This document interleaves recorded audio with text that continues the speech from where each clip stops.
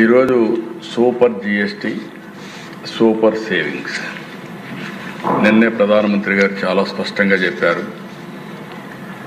రాబోయే రోజుల్లో ఇది ఒక గేమ్ చేంజర్గా మన ఆర్థిక వ్యవస్థకు తయారవుతుంది. అయితే ఏ సదుద్దేశంతో అయితే ఈ యొక్క జిఎస్టీ తీసుకొచ్చామో దీని ఫలితాలన్నీ కూడా పేద ప్రజలకి అన్ని వర్గాల స్టేక్ హోల్డర్స్ చేర్చాల్సిన బాధ్యత మన పైన ఉంది.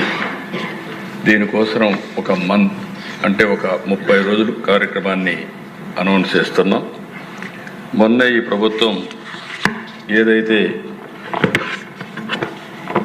నలుగురితో ఒక కమిటీ కూడా దీన్ని అమలు చేయడానికి ఒక కమిటీ వేసాం.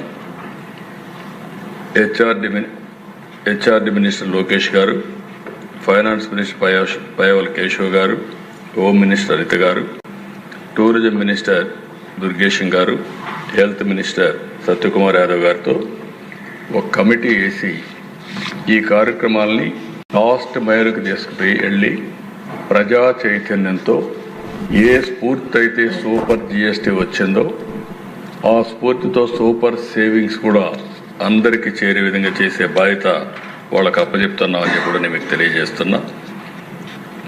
ఇంకొక పక్కన మాస్ మీడియా కమ్యూనికేషన్లు అవన్నీ ఏ విధంగా చేయాలన్నీ చేస్తారు. డిజిటల్ కమ్యూనికేషన్ కూడా ప్రాధాన్యత ఇస్తారు అధ్యక్ష.